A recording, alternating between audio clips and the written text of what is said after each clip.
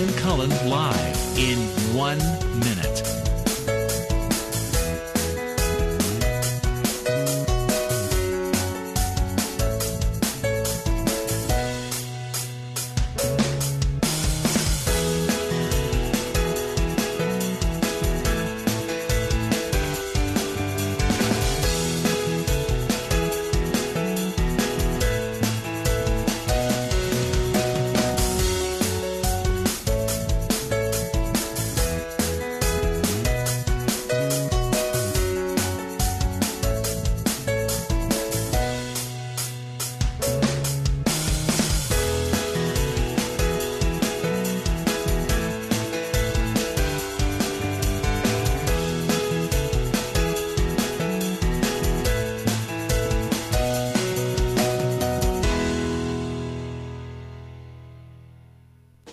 Welcome to Lynn Cullen Live at pghcitypaper.com. Email your questions and comments to Lynn at pghcitypaper.com.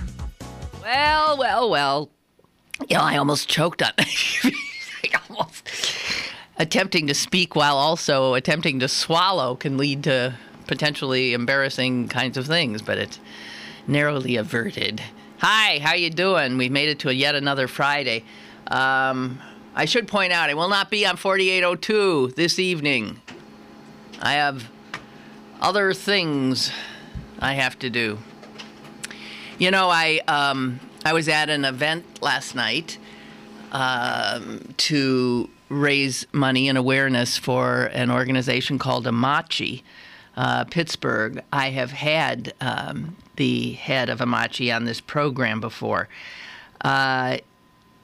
It's a wonderful program, and like so many other wonderful programs, it barely survives. And of course, like so many wonderful programs, it serves people who otherwise society would simply toss, right? So, and specifically what it does is it serves the children of incarcerated people. So once a person, let's say a mother, father, how come it didn't print the first page? Title heading's right there. Not the one you wanted. All right, doesn't matter. It doesn't matter. So let's say a mother, let's say a single mother is sentenced to jail, and she has children at home. Those children, and this is some of what they were saying last night, those children essentially have been sentenced too. They have done nothing, but they now lose their only parent. They end up being taken to another place to live, usually with relatives, we would hope. Otherwise, I suspect maybe in foster care. And I think studies show that if you have an incarcerated parent, the odds of you becoming an incarcerated person later in your life are huge. Part of me's thinking it was 70-some%.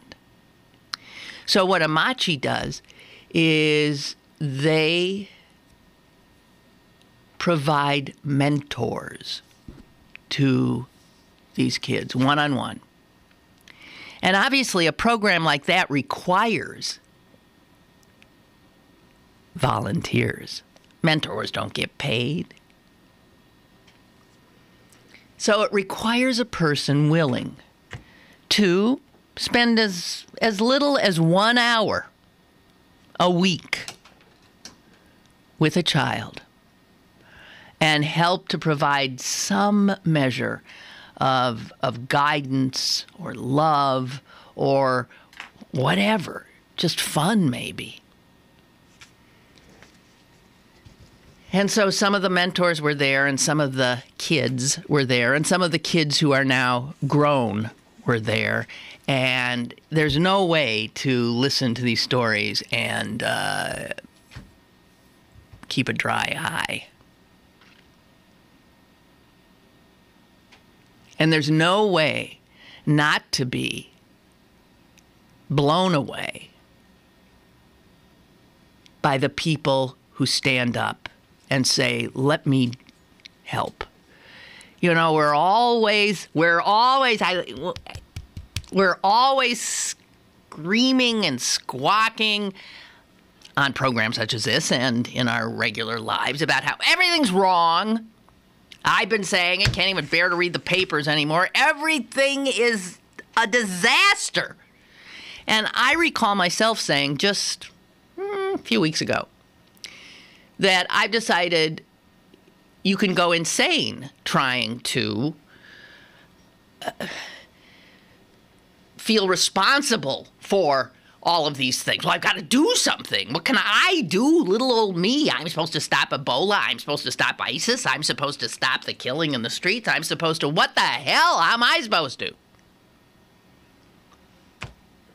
Then someone comes up with an answer. Well, how about stepping forward and agreeing to be a stabilizing, hopeful presence in a child's life? Yeah, a stranger. How few of us are willing to do that? Truly. And when you see the people who step up, and you know, I talked to a few of them. I talked to a woman who's also an artist. And I said, so has it been difficult? And she said, yes. And I said, has it been rewarding? And she said, oh, yes. She said, I started out feeling like, you know, I was really, I feel now, she said, like I get so much from the 7-year-old girl. And some of these mentors and mentees who have started at 6 and 7 and 8 have seen these kids through. To graduate from high school, to go on to college, when that had never, ever, ever been in the cards.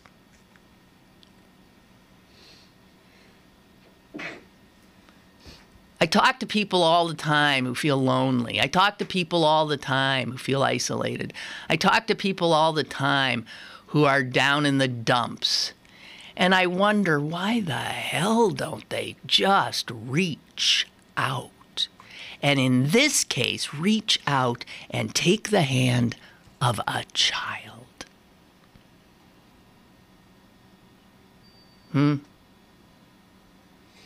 Nothing ventured, nothing gained. 'Tis true. The mentor I was talking to said it was way out of her comfort zone when she did it.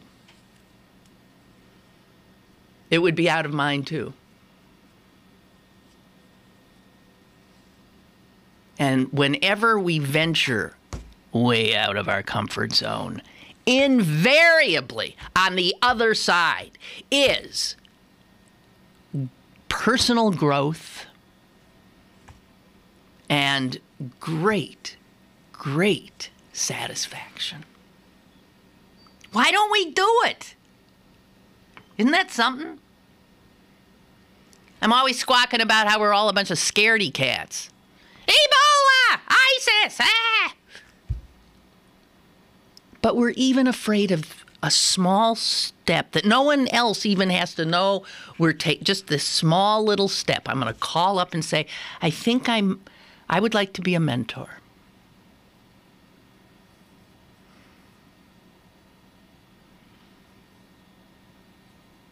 There was one young man, had to be about 29, who stood up and spoke for a little bit with another young man who was 20. 9-year difference to think about.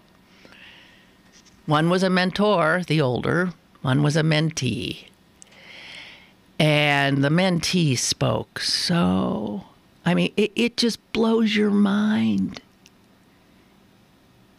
This kid was a young teenager. He was in a bad way. I'm not sure who was incarcerated. I suspect it was his father. He said his mother was struggling with him and 2 other teenage kids, and he had he did not have any sense that he had a future. None. None. And then this stranger came into his life and saw him an hour or 2 every week, and then started seeing him more and more. And both said last night that they love each other.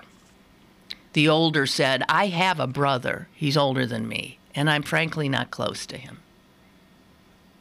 But this is my brother too, truly, and I love him. When you could do that, take a child who's heading here and pull him up and maybe set him up. Why wouldn't you? Are you thinking of an answer to that question? Think of an answer, seriously. Why wouldn't you? Oh, I don't have the skills, or I'd be afraid, or I don't know how, or I've never... None of what you're coming up with is good as a response, and you know it. I suppose there are people who are not cut out to do this. I don't know that I would be, but I was telling people last night, I hope that when my life gets a little calmer, maybe after my one-woman show, I don't know, that I would have the courage to step forward and to try. Let me tell you about the extraordinary success of this program. The kids who have been in this program, and they've been, it's not 2,000 now. This program's been around for 10 years. It's about 1,200 kids, 1,300 kids. I don't know if I have the numbers right. 92% of them are in school or they're employed now. I'll tell you what they aren't. They aren't in jail.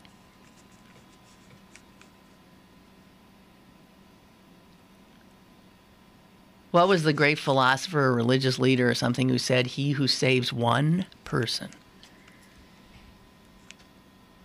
saves the world? And to think that that is possible to do for each of us, you wonder why we don't selfishly jump at the opportunity. You wonder why. We have a caller. Hello, caller. How you doing, Lynn? I'm doing well. I just wanted to say one thing. Until we stop arresting and putting people in prison for nonviolent drug and alcohol, and make that into a disease with rehabs and that, instead of putting them in jail when it's nonviolent. Because we're like number 1 in the world, I think, for putting people in prison. It's a big profit system. It's unbelievable. The head of the state correction system was actually there last night and gave a very, very impassioned speech. Do you know, I think he said there are 58,000 people in state prisons in Pennsylvania. 58,000. That's not counting county jails. That's not counting all these other facilities. And it has to stop. That is not the answer, because you don't just destroy the life of the incarcerated. You destroy often the lives of their children and of their families. We're good at making people criminals. We sure as hell are. Hey, we're number 1. Yep, that's right. We're exceptional. Okay. Thanks. I appreciate it. And this is weird. The guy who heads the corrections department said that the one he goes and visits, I think he said there were 17 state prisons. And he talks to these inmates all the time. And the one he can't stand to go to, he named the name, I didn't recognize it, is where they have the juvenile offenders. He said to end up in a state prison as a juvenile is, well, that's the worst. And he says, when he talks to those kids, he said, I walk in and he said, I'm looking at baby faces. And when he talks to them, he said, the one thing you hear over and over and over again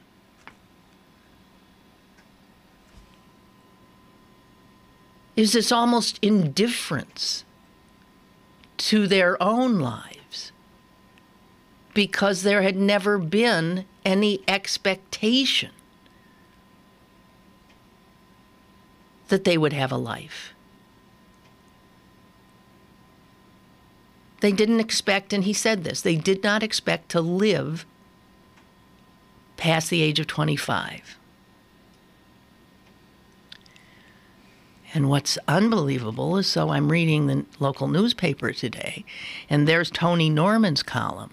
And he talks about during the shooting epidemic in Pittsburgh, when young black men were killing each other left and right in the 90s, Tony, as a reporter, went into some of the neighborhoods, went in and started talking to these groups of kids on the sidewalk, most of whom would not speak to him.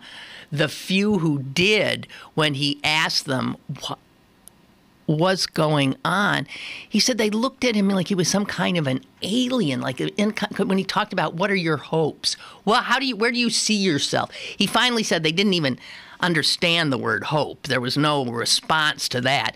But when he finally changed his question to, where do you see yourself in like 10, 15 years? And 201, they said, dead. This is an indictment of us all. And it's not a new story, it's an old story. So I despair. Do you know who I was sitting next to during all this emotional and challenging conversation last night? I was sitting next to a woman who is on the total other side of the political fence, who I clash with on a regular basis. I was shocked to see her there.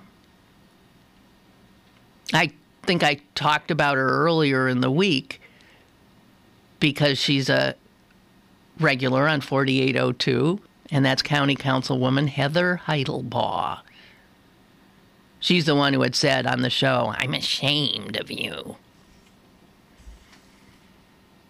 And I saw Heather and I thought, why? And we spent the evening together. And let me tell you something about this woman who I don't agree with about much of anything. I said, what are you doing here?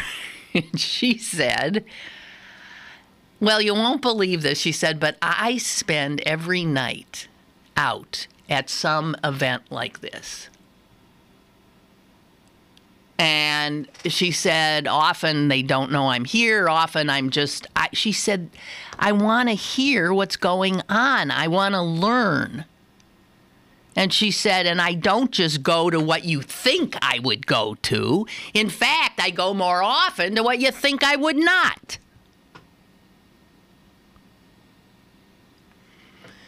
And when the head of corrections gave his whatever that unbelievable number, and now I've even forgot what I said it was, 48,000, 55,000, whatever, incarcerated, I'm sitting next to her, and I sort of leaned over and I said, good God. And she shook her head and said, it's insane. Okay, there. She is way over there politically. I'm here politically. Yet here is a person, and this was a lesson. I got lots of lessons last night. I didn't go there to get lessons, but I got lessons. I got lessons about judging people. I got lessons about expectations and assumptions and all kinds of things. It was an enriching experience.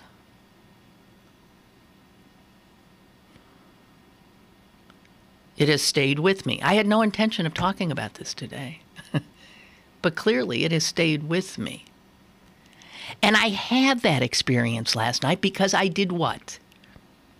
I got up and I left my house and I went to a thing that I probably was thinking, I got this thing. The only way, back to mentorship, the only way anything positive ever happens in our lives is when we get up, go out, connect, listen. Just saying. Okay, wow. I don't know where that came from. I'm sorry. So, remember earlier in the week when I think it might have been Monday too, when I was talking about this synod at the Vatican, at the Vatican, and the first draft that had come out. We have a call. Hello, caller. Yes, Clarence from Cannonsburg. Clarence from Cannonsburg. Hello. Yeah. Hello. Hello. Real quick. Back in, you were talking about, I don't know, like culture shocks or something. Back in 1989, there was a show on, I think it was like 2020 on one of those shows. They were in the inner city of Chicago talking to kids about their future, like Attorney Norman was on. And this stuck with me because it was a culture shock. They were talking to a young girl. She was probably 14 or 15, and asked her what she wanted to be when she grew up. She said a nurse or something like that. And then they asked her how much she expected to make. How much she, wanted to make. And she said, probably like $6,000 a year. Mm-hmm. I almost had a heart attack. Mm-hmm. And she had no idea. She can't survive, even in 1989, on $6,000 a year. None. It was completely out of her, knowledge. Yeah. Yeah. Her experience. Mm-hmm. No, of course, well, people who listen knows that I grew up poor, single mom and all that kind of good stuff, and I'm doing just fine, and so is the rest of my family. Did you grow up in the projects? Yes. But, this is one of those culture shock things. I grew up in the projects in Cannonsburg. Yeah. They're basically like apartments. Yeah. And when I first saw the St. Clair Village up in the city, yes, I didn't know what that was. I couldn't believe that people were living like that. Now, I grew up in the projects in Cannonsburg, but that's I couldn't believe that people were living like that in Pittsburgh when I saw them. I was, in my early 20s. I couldn't believe it. It was like, wow. What was the difference? What was the difference? It was called Valley View Terrace in Cannonsburg. They were 2 floors, 2-floor apartments, grass, trees. They look like apartment buildings, and there were probably like 5 or 6 in a row. They were almost looked like barracks. They started out as like barracks or something, but it was like a nice old neighborhood. It wasn't very big. Mm-hmm. You know what I mean? It wasn't that many people there. It wasn't huge. There was no multi-story walk-ups and all that kind of good stuff. Well, that might have really helped. Yeah, that helped a lot. Mm-hmm. And I was going to bring up another thing, and I went to Canon McMillan School District, which is a really, really good school district. And in the early 90s, I joined this group that was, doing after-school classes in the inner city. And I went into, I want to say it was Gladstone's. I think it was in Hazelwood, like my first class. And I went into the school and had a culture shock. I couldn't believe it. The condition of the books, the desks, the things. I'm like, how do people get? I was in shock. You're saying a kid from the projects walks into Hazelwood, a school in Hazelwood, and is stunned. I mean, I was absolutely stunned. Yeah. You know, and I was like, wow. Oh, You know, like, I was talking about it for days. The books falling. Like I said, I went to Cameron Millen, one of the best schools in Western Pennsylvania. You know, and although I was from the projects, I went to that school. That's like the difference. And I can't even put into words how shocking that was for me. You know, there were other schools in the city that were just fine. You know, some of the bigger districts, but that one, I couldn't believe it. It was my first class too. I couldn't believe it. And what's strange about that is you're talking then about the Pittsburgh Public Schools, and my son I sent my son to the Pittsburgh Public Schools, and his books weren't falling apart. Yeah. I don't know whether it was where, because there was, I'm trying to... Well, no, what I'm saying is that there is, in the Pittsburgh Public Schools, you can point out, this school, that's a good one. This is a good one. That's a good one. And this is a lousy one. And invariably, a lot of the lousy ones are serving, of course, the very students who need the best. You know what? It was, wait a minute. There's two McKees. Which one's in the McKee Sport? Which one's in the city? Neither are in the city, but McKee's Rocks is closer, I think, than McKee's. Yeah, I won't say, okay, we'll call it the McKee's Rocks. There was this elementary school over there that was pretty new. That was really nice. This is at the same time. I would do like 3 different schools a week. And, once a week, 3 different schools, 3 different days. And that one was really nice. And maybe that was glass, and I can't remember. This is, over 20 years ago. So, but like I said, those kind of things, like Tony Norman was talking about, you go into the neighborhoods and you try to talk, and they don't even understand you. No. Or they're confused by what you're saying when you talk about hope and all this kind of stuff. That's right. It's a language they don't know. Yeah. It's a reality they don't know. And, so the schools are being starved because they rely on property taxes for funding. And as we know now, Americans don't believe in paying taxes. And so we haven't kept up, and schools have been gone down and down and down. And if we think all of this doesn't come right back to us. Yeah, as the schools go down, the prison population goes up. That's right. So what do you want to do? Invest in schools or invest in prisons? And it's cheaper to educate than absolutely. It is to incarcerate. It's absolutely known. But try getting that through the heads of these people who have had their minds polluted by the Republicans. Yeah, and it's all about the fear of the black man. That's right. That's all it's about. And you know what? The ISIS fear is all about the fear of the black man too. Yeah. Damn that it Even had Ebola. Yeah, no, that's no. That's what I meant. Ebola. Okay. Ebola. Yeah. I mean, I felt so when I saw the face of Mr. Duncan for the first time. I thought, oh no, it's a black male. Yeah. Because that will, in so many millions of American heads, ratchet the fear level up and put it on another scale and put him and anyone like him on another planet. Hey, let me point out one more thing. And this was one of those things where, because I tend to pay attention to like small things. You know me, so I'm like a light-skinned black guy. Yeah. And and this was probably in the late 90s. They hired me to do caricatures up on the hill at a school district. One of those school things. And so I go up there, and I'm drawing kids, and I notice I'm not drawing any light-skinned black kids. They're all dark. They're all really dark-skinned kids. And I'm thinking, wow, the ones who are left behind, and I bet there's something to it. Do you the ones think? Who are left in there are darker. Are the darker. The darker you are, the less likely you're getting out. I suspect that's true, too. Dear Lord, God help us. Clarence, thank you. You're welcome. Thank you very much. Bye. Bye. Bye. Email from one of our listeners. Caller from one of our callers. Okay. Hello, caller? Hello? Yes, Lynn. Yes. Hey, Lynn, this is Mike calling. Yes. And you inspired me this morning, but you never gave what you talked about all these things, but what's the name of the program you went to? Amachi, Amachi, A-C-H-I. A-M-A. It might be Amachi Pittsburgh, but What's it stand for? What's that mean? it's a It's a word from an African language that means something about the possibilities of wondrousness in a child. Some Amachi. Okay. That every child. I did some volunteer work last year with the down in Pittsburgh Urban Youth for the entrepreneuring youth. Pittsburgh, and it was pretty good. But I'd like to do. I always think about this especially when I read Tony Norman's article this morning. You can't. It just disheartened me to read that there's no hope. If you don't have any hope, so I can't imagine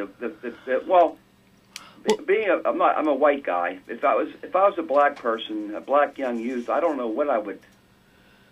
Like you mentioned before too. I know people who are racist. Yeah. And I would always imagine. I wish if they could change skins for a day and become a black person, they'd be the meanest, most nastiest, most militant black person you would ever meet. Yeah, that's right. And I wish they could just change one day. All the whites would turn blacks, and all the blacks would turn whites. Yes! And we my would dreams. see what happens.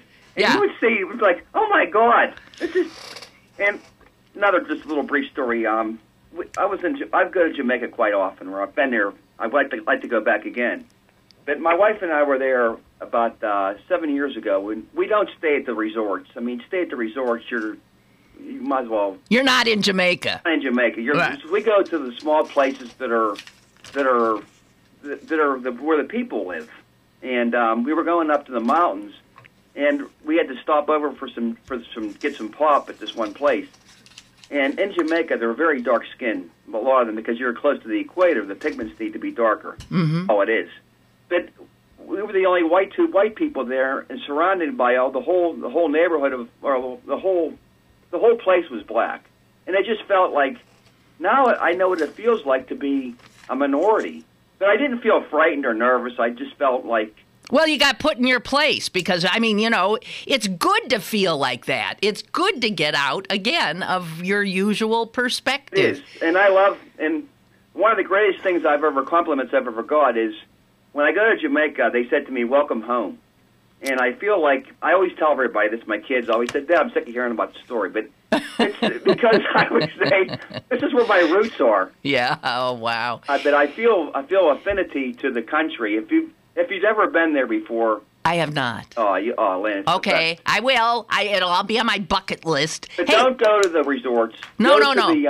I agree. Go to the small places where they're $50 a night, and you can meet with the people. And I've met so many people down there, and that's where the real deal is. The real deal. Wow. The real deal, Neil, is not in a resort. You're not staying in cruises.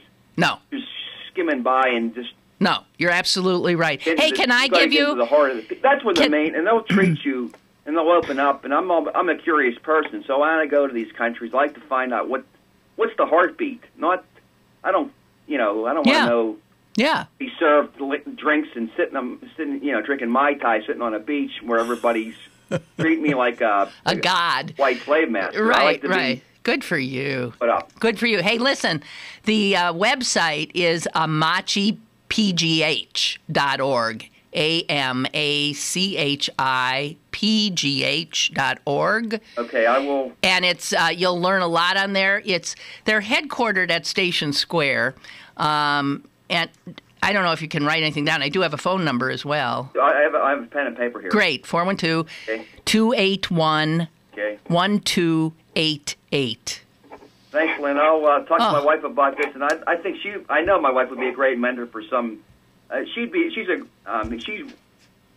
most intellectual person I know. She reads the books the classics, and she knows the classics back and forth where people wouldn't even imagine what Oh gosh. So she'd be.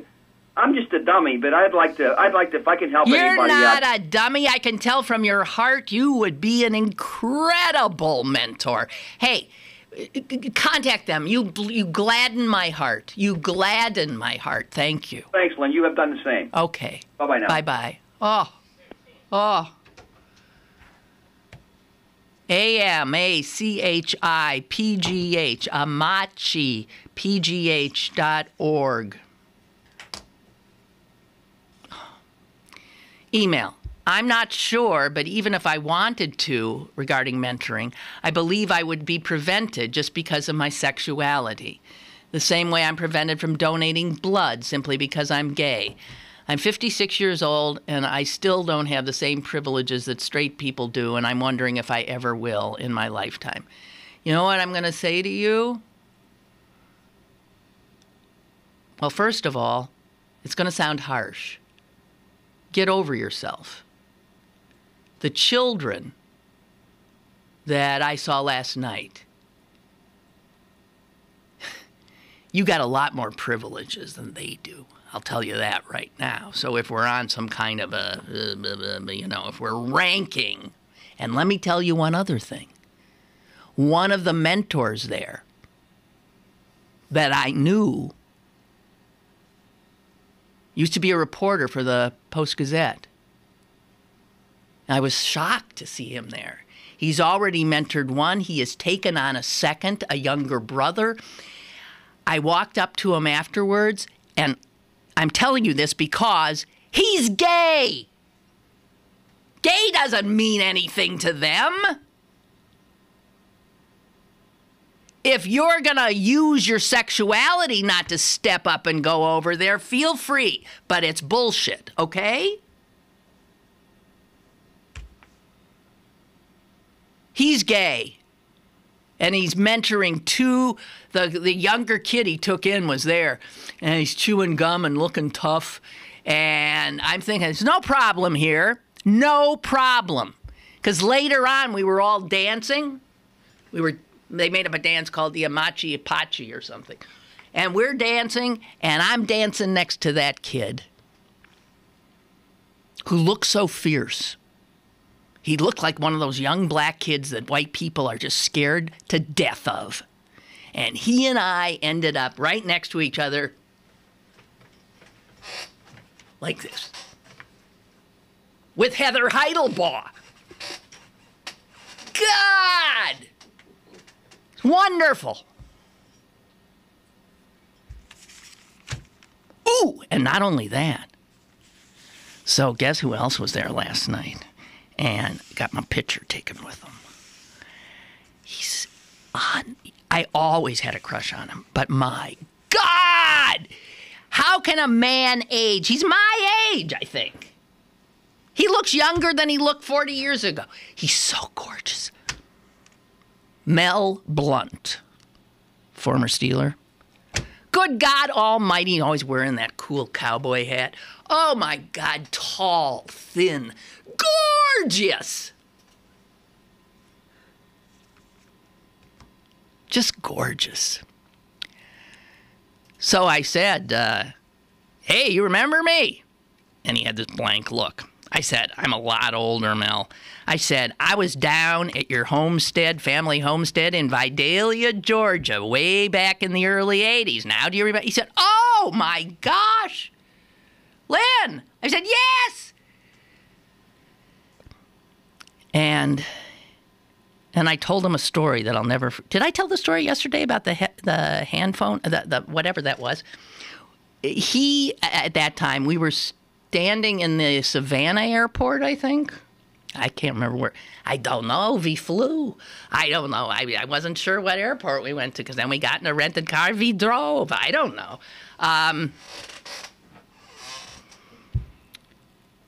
So on the way back, he was taking the same flight back, and we were standing in the airport, and he pulls out this phone. It was about this big, and he's holding it to his head, and he's talking. And I'm looking at him. There were no...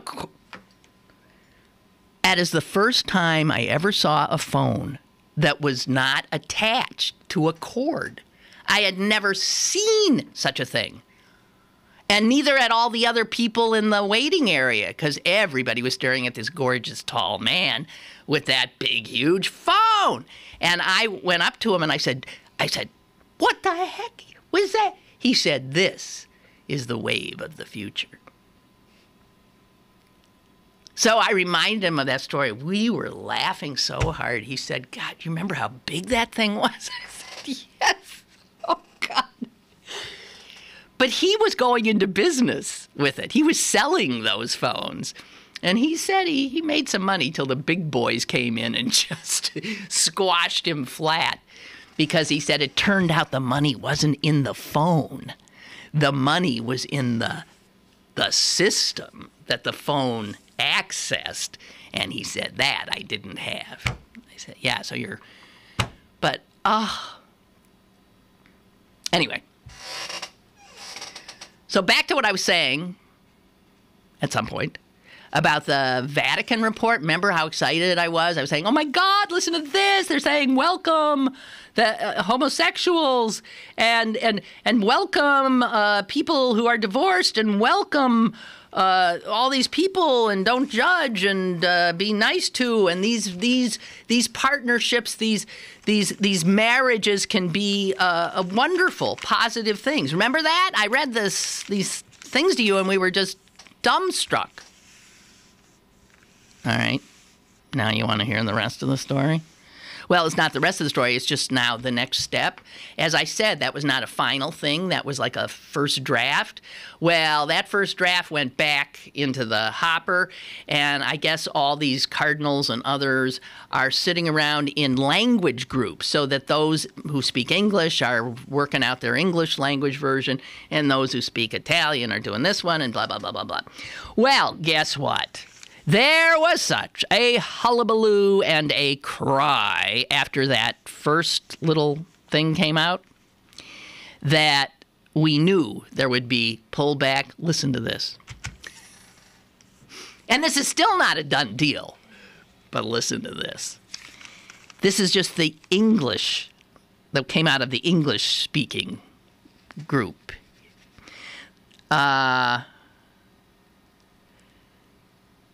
In one indication, says here in the New York Times, of the alarm set off by the preliminary report, the English-speaking bishops on Thursday announced changes because they said the original version misled Catholics. So, here's some of the changes. A section that was titled Welcoming Homosexual Persons has now been changed. It now says providing for homosexual persons. Gone is the welcome. Gone is the, now it's a problem to provide, what are we're going to provide for, and then here's the one that just blew me away. A reference to people in same-sex unions as partners. And remember, I specifically said they've never, ever, the Vatican has never used the term partner to refer to a homosexual relationship, that these are partners. Has never used that term. I said, this is huge. They're not saying partner. They're taking on the language. Okay, a reference to people in same-sex union as partners has been changed to these people. These people.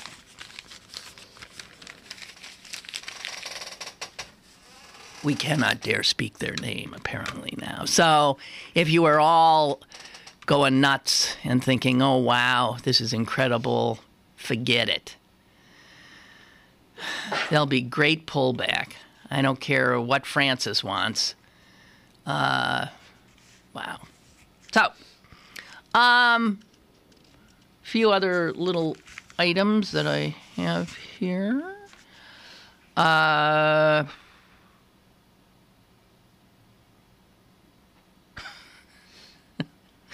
So the Republicans are going berserk about Ebola. I tried to watch some of the hearing yesterday, and I'm sorry, but my, I believe, gorge kept rising. I could not to mention my blood pressure. I couldn't watch. I couldn't watch because I was annoyed by the bureaucrats that were being grilled, who have an incredible ability to say absolutely nothing. I was heartily enraged by some of the politicizing of what is a universal medical issue. And these congressional hearings yield little of anything, ever. So, what did I want to say? Because this didn't print out what I wanted.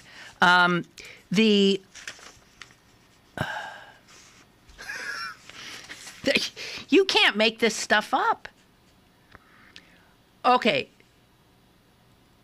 They're freaking out. This plays right into their xenophobic immigration kind of strategy, that they want the borders sealed. They don't want anybody flying here from just about anywhere. And, I mean, that's good politics because, first of all, you scare people, then you say, we'll save you. And that's, as I said over and over and over ad nauseum, that's what Republicans do best. And because this is the unknown, people have been easily frightened. And so the Republicans are just staying on this, that there's now an Ebola border crisis.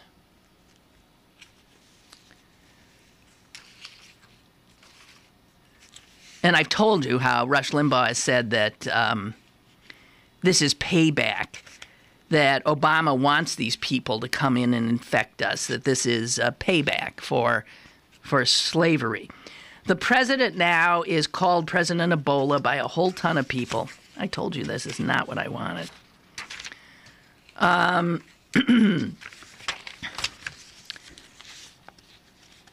There's an idiot congressman from Texas, Gomert, who, whenever we want to, find something sort of so ridiculous, over the top, hysterically funny, and always incorrect, to share with you, it's usually from him. He has said, oh no, I know what I wanted. This is what it didn't print out. Is Senator Rand Paul, who should know better, actually said yesterday that Ebola is much more contagious than we're being told. Now, when you introduce, I mean, for him to say that, when he has absolutely no medical science to back him up, throughout the world, people who deal with Ebola and have dealt with Ebola will tell you it is not easily contracted. He now says, here's what he was saying, that if you go to a party and somebody is there with Ebola, you could get it. Well, yeah, I mean, he said something like close contact to a person is defined as 3 feet from a person. So here you have a guy who should know better, because I don't think he's a fool. I think he's something else. I can't remember. But he now ratchets up the fear, along with all of these other Republican talking points. On the other hand, the president, the head of the CDC, these other characters,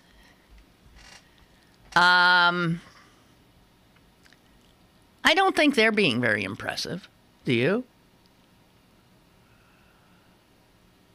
You know, I love Obama, but I've been loving him less, because I'm just, these times call for a more passionate, muscular kind of presentation.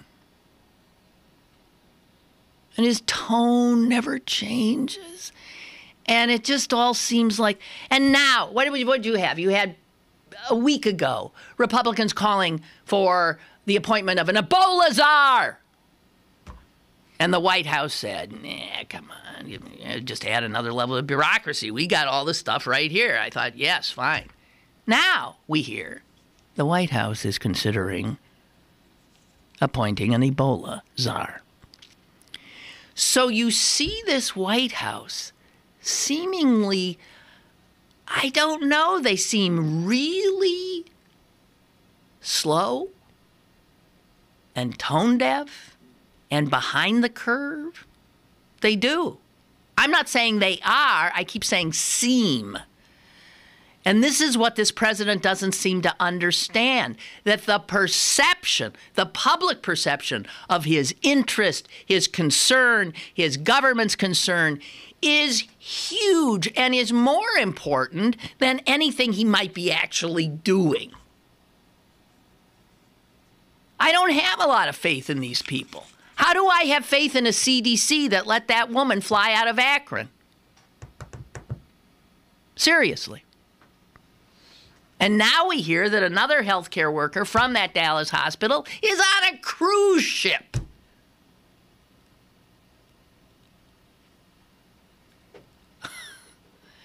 I mean, the chances that that guy on the cruise ship has it is minimal.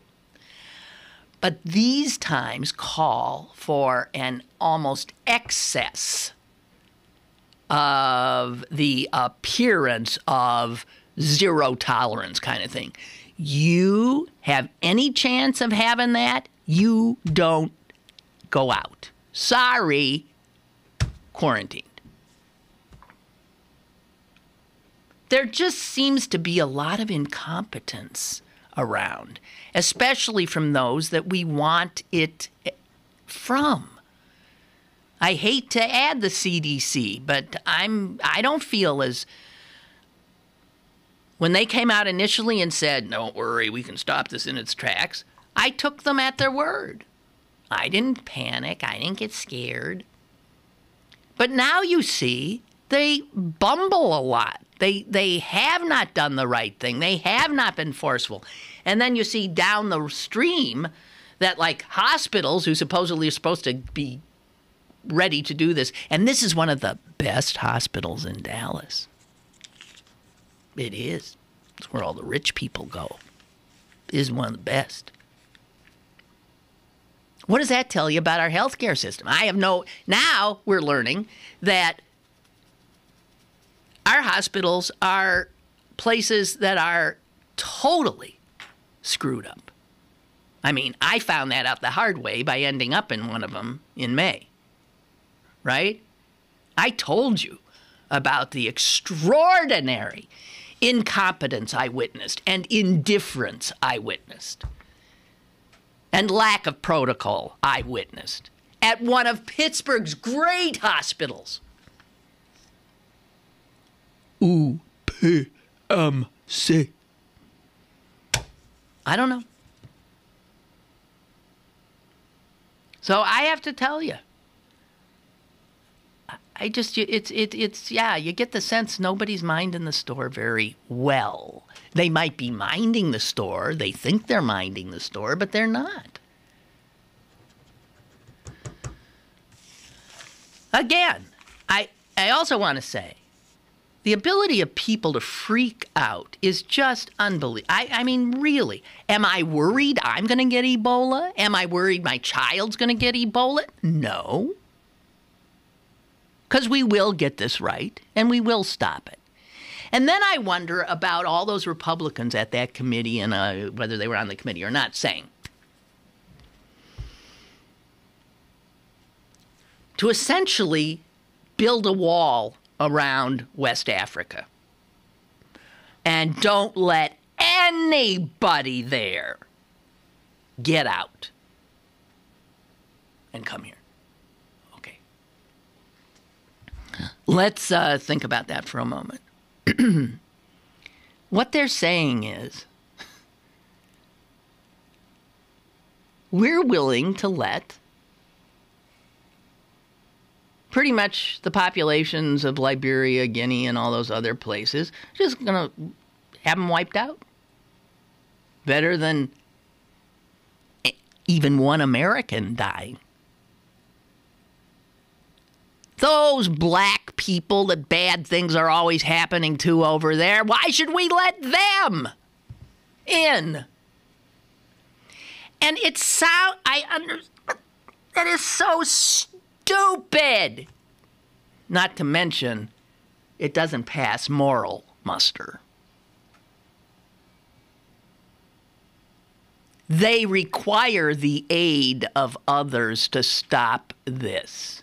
When you want to stop something that is growing and is dangerous, you don't attack the peripheries. You have to stamp it out at its source. It's like a cancer, right?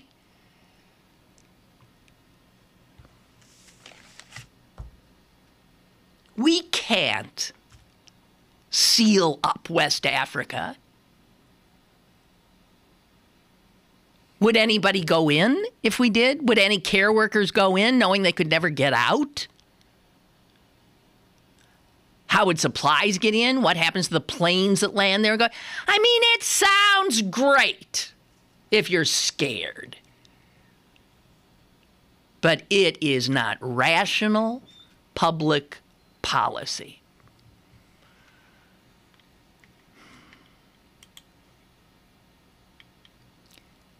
The Republicans like scaring people, but you know what? They're scared too. They're scared too. All the time. Wonder what it is about them. Mary writes, I've been listening for any directions to getting tickets to your one-woman show. I even found a friend to go with. But last night as I was catching up on your shows, I've been super busy at work, I heard you say for the first time how to order tickets. So I sat right down to order them, and it seems you are sold out?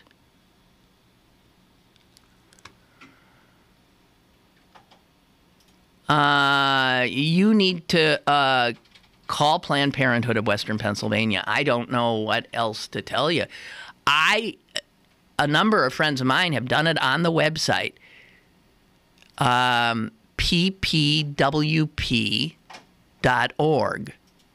That's Planned Parenthood of Western Pennsylvania.org, ppwp.org, and could direct you to my show. I do know the tickets are selling out, especially those lower price tickets are gone. I mean, and we have to, there's only a limit to those tickets because this is a fundraiser. So we have to set aside seats for people who are going to pay more as well. I don't know what to tell you. Call Planned Parenthood. The show is not sold out. I know it's not sold out. Some of the, I doubt that even those $50 tickets are sold out. But maybe. Are you on the site, Celine? Mm-hmm. And do you see anything that says anything sold out? I'm on the link Yeah? to it directly, and I see nothing that says sold out. Okay, nothing that says sold out. So, I don't know what to tell you. Call them. I guess. Call them. I have to tell you, the actual physical invitation, not this thing online, those haven't even been mailed yet. There's people right now over at Planned Parenthood who are stuffing those envelopes, and we'll be doing it again on Monday to send them out. And if you're telling me we're going to be stuffing envelopes to send invitations out to a show that's already sold out, well, I don't think they'd be doing that. Okay? Okay. I don't know, and I'm sorry you're having that trouble. I really, really am. In case you're not listening, I will... Oh, God, this mouse. Okay, fine. Ray says, wait a minute. Uh-oh. Lynn, you know I love you. But you just scolded a gay listener to get over himself if he lets people's prejudice hold him back. But then you rail against the Vatican for backtracking. We all know they don't matter. No edict from these dinosaurs telling us to welcome gays will soften hard hearts in the church. And also no edict condemning them will harden the hearts of saints. Time and the Holy Spirit will work toward acceptance and love. We see this working slowly now. Those on the outside looking in are more interested in what these old men say than we on the inside do. Okay, I hope I wasn't. I said I thought it would sound harsh, but that gay, white male who wrote that has been listening to the show for a long time, and I hope he still will. But I was talking about the millions of young black children who would look at his life and see privilege. So, and also, he immediately dismissed the idea that he could be a mentor because, of course, he's gay. And that's not true. So I'm sorry if I jumped on him. I'm not saying, we all got, in the hierarchy that exists in human, we're all, gays are under straights. That's true. Blacks are under whites. But to use that as something that says I cannot then go out into the world and offer my help. I mean, I didn't even understand what his homosexuality had to do with it. I understand the blood thing with AIDS, and how hurtful that is. But I assure you the organization, Amachi Pgh, will not turn you down because you're gay. All right, that's it. You guys have a great weekend. I'll be back on Monday.